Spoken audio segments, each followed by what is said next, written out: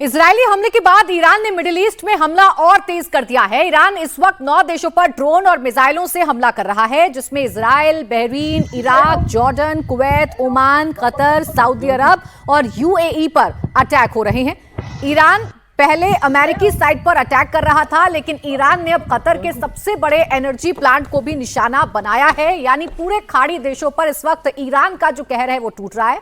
आप देखिए, इजराइल पर तो लगातार अटैक कर रहा है, जॉर्डन पर भी अटैक कर रहा है, सऊदी अरब पर अटैक कर रहा है, इराक पर अटैक कर रहा है, कुवैत पर, बहरीन पर, कतर पर, यूएई पर और ओमान पर। अब देखना यह है, देखिए एक ही रात में इन तमाम जगहों पर अटैक किया गया है। अब देखना यह है कि जितने भी देश आपको मैप पर नजर आ रहे हैं, क्या ये अब पलटवार करेंगे या फिर जिस तरीके से डिफेंसिव मोड में ये पूरा का पूरा खाड़ी वर्ल्ड नजर आ रहा है उसी तरीके से रहेगा। क्या वर्ल्ड वॉर 3 का आगाज हो जाएगा? क्या ये लड़ाई जो तेल की लड़ाई है ये अब पूरे मिडिल ईस्ट में फैलकर वर्ल्ड वॉर 3 का रूप ले लेगी या फिर इसका कोई और रास्ता निकाला जाएगा? एक और तस्वीर अब हम आपके सामने रखें ग्राफिक्स के जरिए। इजराइल मिसाइल और क्लस्टर हथियारों से हमला कर रहा है और ये तो सभी जानते हैं कि इजराइल की जो मिलिट्री पावर है वो काफी मजबूत है और जो उसकी एयर डिफेंस सिस्टम भी है वो भी बहुत मजबूत है, जिसे आयरन डोम के नाम से जाना जाता है। अब बाकी देशों की स्थिति क्या है वो हम आपको बता दें। जॉर्डन में अमेरिकी सैन्य ठिकानों पर अटैक हुआ, इराक में बगदाद अमेरिकी एम्बेसी पर हमला हुआ, ओमान जो कि इस पूरी जंग शुरू होने से पहले एक मध्यस्थ के रूप में दिखाई दे रहा था, अटैक वहां पर भी हुआ। कतर में 14 बैलिस्टिक मिसाइलों का अटैक हुआ, कुवैत में अमेरिकी ठिकानों पर अटैक हुआ, तो बहरीन में अमेरिकी 5th फ्लीट मुख्यालय पर लगातार ईरान हमले कर रहा है।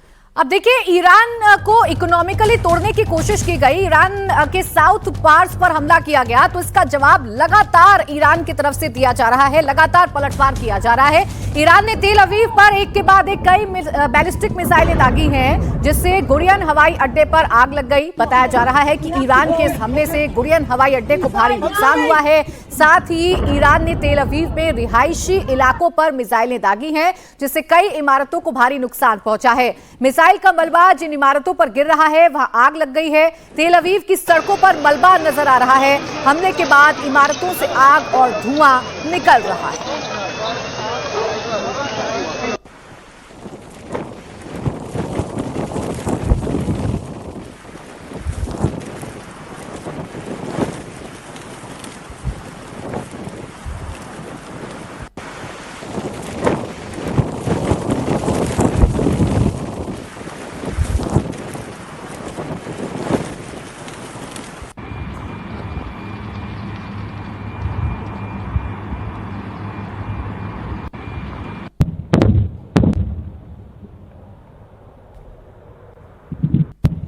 इस बीच इजराइल की तरफ से बड़ा दावा किया गया है। दावा यह है कि ईरान के मिसाइल हमले में वेस्ट बैंक में 4 फिलिस्तीनी महिलाओं की जान चली गई है। ये मिसाइल अटैक वेस्ट बैंक के हेब्रोन में करीब बेट उमर में किए जाने का दावा किया जा रहा था। ये भी कहा जा रहा है कि मिसाइल घर की छत पर गिरी, जिससे घर के अंदर मौजूद 4 महिलाओं की मौत हो गई।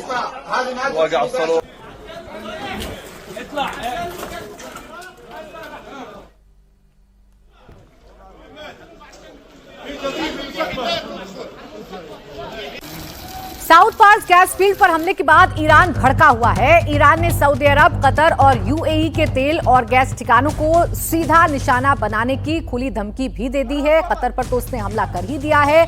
अब लगातार ये हमला भीषण होता जा रहा है, चूंकि ईरान के साउथ पार्स पर हमला किया गया, जिसके बाद ईरान पूरी तरीके से अब इस युद्ध में खाड़ी देशों पर अपनी मिसाइलें बरसा रहा है और उसका सीधा निशाना है अब वो तमाम ठिकाने जो गैस के लिहाज से, एनर्जी के लिहाज से काफी महत्वपूर्ण نیست که تعرض به بخشی از زیرساخت‌های سوخت و انرژی ایران در جنوب کشور داشتند. در نتیجه این اقدام زیرساخت‌های سوخت، انرژی و گاز مبدأ تهاجم در اولین فرصت در آتش می‌سوزد و به خاکستر تبدیل می‌شود. به ارتش بزدل و متجاوز